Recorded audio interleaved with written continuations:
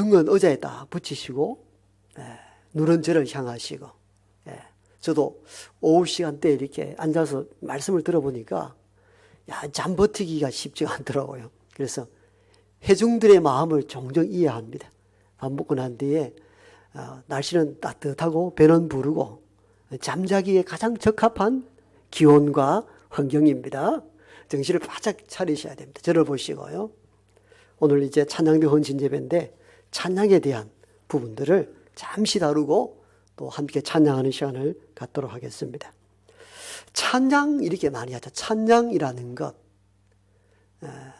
사전적 의미로는 어떤 대상을 길이어 높이는 행위를 찬양이라 하고 그 찬양이 종교적 영역으로 와서 해석하면은 자기들이 믿는 신, 절대자를 기리고 높이는 행위다 이렇게 표현할 수 있습니다. 이게 찬양입니다.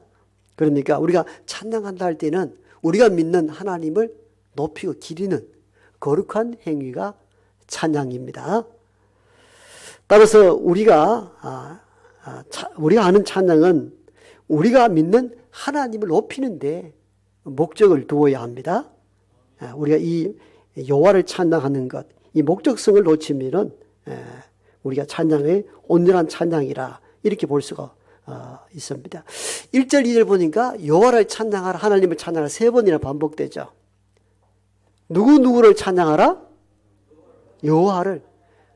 그러니까 찬양의 대상, 찬양의 목적이 뭐라는 거죠? 여호와라는 겁니다. 우리가 종종 이 부분을 놓치는데 이건 인식적으로는 이해하는데 실제 찬양에서는 오늘 얼마나 사람들에게 말 그대로 마음에 감동을 주게 할까? 오늘 참 찬양을 잘 들었다 이야기하게 만들까? 이미 목적성에서 이탈한 겁니다. 찬양의 절대적인 목적, 찬양의 대상은 여호와 하나님이십니다. 찬양하는 사람, 찬양할 때, 특히 찬양대, 또 솔리스트, 모든 분들의 찬양하는 찬양의 대상과 목적은 하나님이십니다.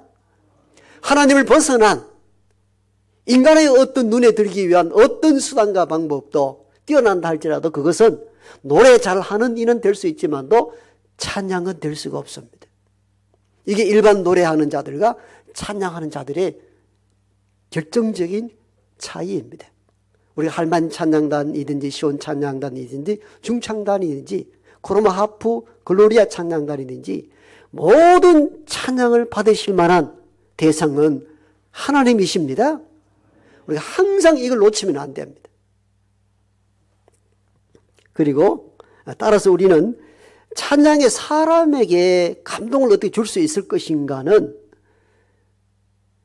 오히려 우리가 참으로 하나님을 찬양할 때 사람들에게도 은혜와 감동이 될 줄 믿습니다. 중세 교회 때에는 교회에 피아노를 금지했습니다. 어디 그 술집에 들어서 치는 피아노를 어떻게 교회에 들릴 수 있다는 거예요. 요즘 생각하면 깜짝 놀라. 지금은 드럼도 치고 야단인데. 그때는 어떤 생각을 했는가 하면 세계 들을 만한 메시지가 있어요. 피아노를 들리지 못하게 한 가장 큰 이유는 사람의 감정에 자극을 줄 수 있다고 판단했어요. 띵땅띵땅 하는 것들이 사람의 감정에 자극을 주어서 노래를 잘하도록 유도하는 것. 하나님에 대한 중심에서 자꾸 자극적인 것을 통해서 뭘 하려는 시도를 일부러 금지한 거예요. 오늘 이 시대는 맞지 않는 것 같아 보이지만도 그때는 왜 그런 결정을 했는가를 고민할 필요가 있습니다. 그리고 여러분, 가톨릭 수도원에서 부르는 이 찬양 곡을 봤습니까? 들어본 일이 있습니까? 이 장조가 높고 낮고가 없습니다. 거의 한 장조로 쭉 성부 성자 하나님께 찬양합니다. 여러분 이런 거 못 들어보셨어요? 수도원에 가면 주로 이렇게 합니다. 이것도 교회에서 금지한 게 장조의 높이를 절대 음폭을 낮추거나 크게 올려 자극하지 말라 그랬어요. 음이 단일하게. 그러니까 얼마나 지루한지 몰라요. 그 의미는 인간을 자극하여 뭔가 하고자 하는 시도는 하나님에 대한 찬양으로 보지 않았던 거예요. 그 정도로 철저한 찬양에 대한 부분들이 존재했습니다. 그만큼 하나님만 찬양하라는 거예요. 그 의지가 담겼던 것이죠. 따라서 찬양의 목적은 하나님만 높이는 데 있습니다. 그 우리가 어떤 할멘 찬양이나 예배 전에 찬양을 드리는 경우가 있죠. 그건 CCM, 말 그대로 현대 기독교 음악이란 뜻이거든요. 예, 컨템포러리, 현대, 크리스찬 뮤직, 이게 CCM인데 현대 감각에 맞는 음악을 개발한 것이죠. 우리가 많이 부르잖아요. 사실 우리의 찬송가는 1700년대입니다. 1700년대의 것을 지금 부른다는 거예요. 그래서 많은 찬송가 전문가들은 찬송을 이 시대에 맞게 빨리 개편해야 된다는 얘기를 많이 해요. 찬송가 보세요. 80, 90%가 1700, 1800년대입니다. 그 시대에는 맞을 수 있지만 이게 지금은 안 맞을 수 있거든요. 그러니까 CCM, 현대 교회 음악이 필요로 해요. 그러나 현대 교회 음악의 위험성이 어떤 것이 있냐면은 하나님을 높이기보다는 사람들을 그냥 단순 위로하는 차원의 메시지도 많이 있습니다. CCM에. 그러니까 CCM 가운데에 예배곡으로 들어갈 수 있는 것과 없는 것이 있습니다. 봉야할 때 예배 전에 그건 가능한데 예배곡으로 선택할 수 없는 이유가 거기 있는 거예요. 예. 하나님을 높이기보다는 근데 사람에게 그냥 감흥 주기 위해서 하는 CCM 계통도 많거든요. 이게 좀 구분할 줄 알아야 됩니다. 그만큼 찬양의 대상은 누구다고요? 찬양의 대상은 하나님이십니다. 그래, 찬양에 대한 다양한 용어를 몇 가지 설명합니다. 찬양하기도 하고, 찬송을 이야기하기도 하고, 찬미를 이야기하기도 하죠. 제 말 이해했습니까? 찬양은 말 그대로 찬송부터 하겠습니다. 찬송은 하나님을 높이는데 음악적 도구를 통해서 높이는 겁니다. 이것이 찬송입니다. 그러니까 노래 송자잖아요. 그죠? 찬송은 하나님을 높이는데 음악적 요소를 가미한 것이 찬송이고, 찬미는 시나 가사를 통해서 하나님을 높이는 행위가 찬미고, 일반적 찬양은 뭡니까? 모든 것을 다 동원해서, 즉 음악적 가사, 시, 다음 노래, 춤, 악기, 이 땅에 있는 모든 것을 다 동원하여 하나님을 높이는 거룩한 행위가 찬양입니다. 이제 이해하셨습니까? 그러니까 교회의 음악에 맞게, 가사에 맞게 춤을 춘다. 우리는 한동안 이렇게 교회에서 별짓을 다 한다. 저게 뭐 찬양이라고. 여러분 시편을 보십시오. 춤을 췄습니다. 춤을 추어 인간을 이롭게 하는 것이 아니고 하나님을 높일 때는 이것이 찬양이 됩니다.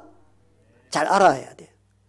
찬양은 찬송, 찬미, 그 다음에 이 모든 것, 음악적 재능, 미술적인 형태, 춤, 그 다음 악기, 모든 걸 동원하여 하나님을 높이는 종합적 행위가 뭐라고요? 이게 찬양이에요. 그러니까 악기가 다 하나님을 찬양하는 데 도움될 수 있다는 거예요. 한동안 우리는 사실은 우리가 지금 그게 서양 악기들인데 국악기도 필요한 거예요. 그 오랫동안 이 고신 측에서는 제 전도사 시절 때 제 동기가 고신 측에서 국악팀을 구성해가지고 찬양을 했는데 야단 났다는 거예요. 왜? 이랬더니 여기 어디 무당하는 데가 왜? 징하고 장구 두드렸다고. 여러분 징과 장구 두드리는 거가 점하는 겁니까? 그것을 통하여서 하나님을 높이면 찬양하는 좋은 무기가 됩니다. 그걸 어디에 쓰는가 따라서 점쟁이에 쓸 수 있으면 그 악신에게 부리는 것이고, 우리가 찬양을 하는 데 쓰면 좋은 악기가 되는 겁니다. 그러니까 악기가 미신적이고 안 미신적, 이 구분 어떻게 구분합니까? 하나님을 높이느냐 안 높이느냐 이게 달려 있다는 거죠. 그리고 찬양의 이유는 하나님이 우리를 구원하시기 때문입니다. 그래서 찬양합니다. 그리고 하나님께서 우리를 생존케 하시기 때문이고, 하나님은 우리를 늘 인도하시기 때문에 하나님을 향하여 찬양해야 합니다. 이게 찬양의 이유입니다. 왜 찬양하느냐 그러지 마십시오. 구원하신 분에게 높이는 것은 당연한 행위입니다.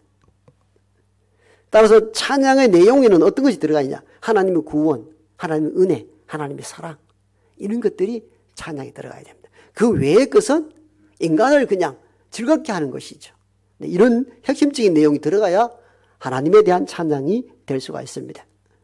그 다음 찬양의 자세, 다 돼갑니다. 찬양의 자세. 찬양을 할 때 어떻게 해야 되는가? 여러분, 이게 굉장히 중요합니다. 감사함으로 찬양해야 합니다. 감사함으로. 감사함으로 그 문에 들어가면. 여러분 찬송할 때도 감사가 있어야 됩니다. 무슨 찬송을 그렇게 오래 하노? 막 얼굴을 찌그려가지고 그게 아니라 감사가 있어야 합니다. 감사를 잃어버리면 그 찬양이 아닙니다. 두 번째입니다. 즐겁고 기쁨으로 해야 합니다. 따라합시다. 즐겁고 기쁨으로 합시다. 여러분 스스로에게 질문해 보세요. 예배 전에 찬양할 때 기쁩니까? 감사가 있습니까? 즐겁습니까? 즐겁습니까? 여러분, 목사 때문에 그래 하는 것이 아니고 하나님 앞에서 찬양하는 겁니다. 기쁘고 감격스럽게 찬양할 수 있기 원합니다. 여러분, 일반 콘서트 가서는 춤을 추고 힘차게 박수치고 야단법석 지으면서 찬양하는데 이게 뭡니까 이게? 우리가 찬양에 대한 이 목적을 잃어버리기 때문에 기쁨과 감사와 감격으로 해야 하는 것이 하나님 받으실 만한 찬양입니다. 우리 이걸 놓치는 것은 찬양의 목적이 이탈된 거예요. 마지막 찬양의 자세는 온 마음을 다하여 드리는 것입니다. 온 마음을 다하여 드리는 것. 힘이 떨어졌으니까 막 살살 해도 괜찮지. 그게 아니고 음과 곡에 맞게 감격과 감사함으로 온 힘을 다하여 찬양합니다. 그리해야 합니다. 여러분, 제가 몇 주 전에 우리 딸이 송골매 콘서트 티켓을 줬어요. 한 장에 14만 7천 원. 우리가 갈 수 없는 곳이잖아요. 안 갈라 하다가 그 돈이 아까워가지고 제 아내하고 갔어요. 저 엑스콘가 뭐 북구 그거 있잖아요. 8천 명이 모이는데, 야, 무대가요 수억 들어가는 어마어마합니다. 근데 송골매가 80년도 멤버니까 그 시대 멤버들 다 제 나이 때니까 다 아줌마 아저씨들이 왔는데 막 별풍선 달고 아줌마들이요. 야, 놀랐습니다. 노래를 하는데요, 음폭이 얼마나 센지 제 아내는 가슴이 이게 막 쿵쾅거려 안다. 제 뒤쪽으로 가버렸어요. 근데 제가요 목사잖아요. 누가 보는 사람 없잖아요. 얼마나 신이 나는지 막 제가 그랬다니까요. 근데 오래 못 버티겠어요. 반도 못하고 그 아까운 거를 하고 둘이 나왔습니다. 적응이 안 되더라고요. 그런데 거기 있는 8천 명이요. 야, 대단합니다. 콘서트 한번 가보십시오. 미칩니다. 완전히. 야단입니다. 여러분, 내가 좋아하는 그 팬 앞에서도요, 이러면 대단합니다. 근데 우리는 어떻습니까? 온 힘을 다합니까? 그분들은 일어서서요, 그 나이 다 50, 60 됐는데요. 그러니까 젊은 사람들 BTS 가면 야단 나는 거죠. 근데 우리의 찬양이 이것 이상이어야 합니다. 여러분, 그리해야 합니다. 하나님 기뻐 받으실 만한 온 감격과 온 힘을 다하는, 그럴 때에 이런 하나님을 바라보고 찬양하고 하나님에 대하여 온 힘을 다할 때에 찬양 속에 하나님의 능력과 은혜가 임합니다.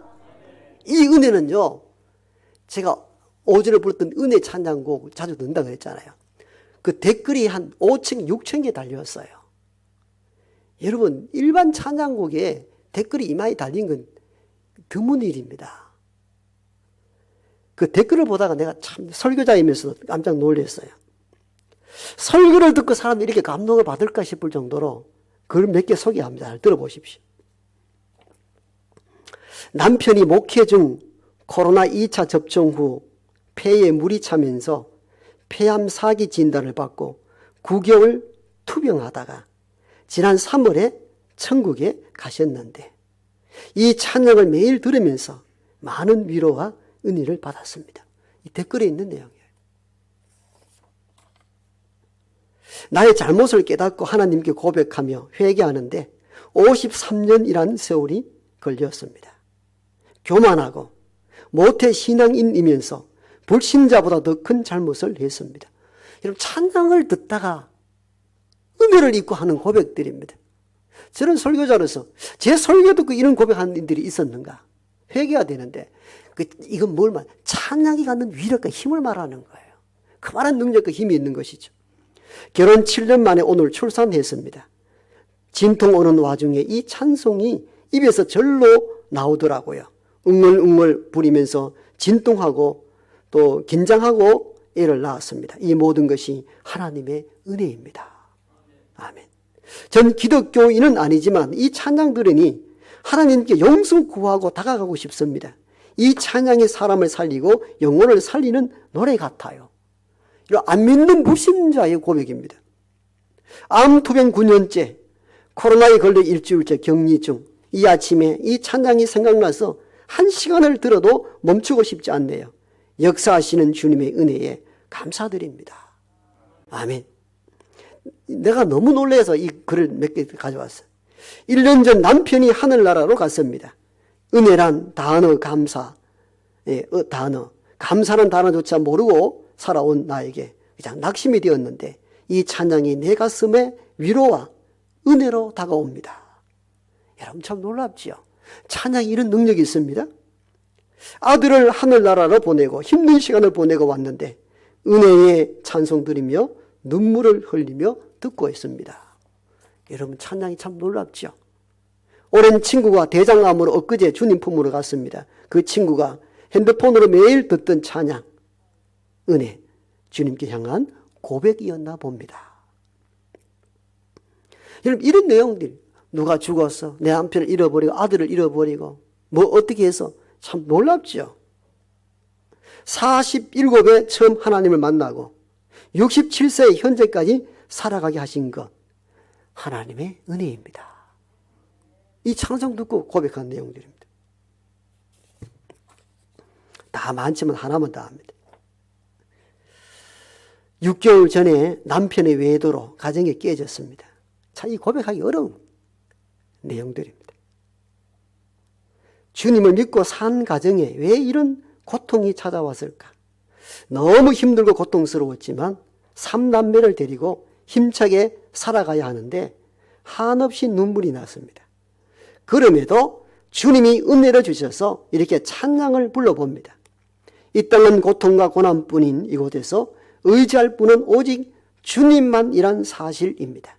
모든 일 가운데 저희 가정뿐만 아니라 하나님의 자녀 되시는 모든 분들이 주님의 은혜가 넘치길 기도합니다. 여러분 제가 이 댓글을 쭉 읽어보면서 내가 큰 은혜를 받았어요. 야, 이 찬송이 가지고 있는 힘이 대단한 거구나. 대단한 거구나. 여러분 참으로 하나님을 높이고 온 마음과 힘을 다하여 찬양할 때에 우리에게 오는 은혜가 차고 넘칠 줄 믿습니다. 오늘 찬양대 헌신 예배이며 이후에 찬양대 파티에서 찬양할 때도 바로 이런 마음, 이런 감격, 이런 뜨거움 찬양할 때에 찬양 가운데 성령께서 이 자리를 다스려 나갈 줄 믿습니다. 예배 중에나 일상에서 항상 찬송하기 원합니다. 온 기쁨과 온 힘을 다하여 찬송해 보십시오. 찬양할 때에 세상이 줄 수 없는 놀라운 하나님의 은혜가 저와 여러분에게 임하게 될 것입니다. 제가 왜 이 목소리를 외치면서 이 말씀을 전하는지 이해하셔야 됩니다. 찬송이 가지고 있는 능력이 대단하다는 겁니다. 여러분들 구약 성경을 읽어보세요. 전쟁에 나갈 때 가장 앞세웠던 인물이 누굽니까? 찬양대였습니다. 찬양대. 이런 무기를 앞선 병사보다 앞선 이유를 아셔야 합니다. 찬양이 임할 때에 하나님의 천군 천사가 우리를 도우신다는 겁니다. 그래서 우리는 이 찬양의 중요성을 알고 괴롭고 힘들고 위기가 다가올 때마다 간절한 마음으로 찬송할 수 있기를 원합니다. 찬송에는 하나님의 능력이 있습니다. 기도합니다.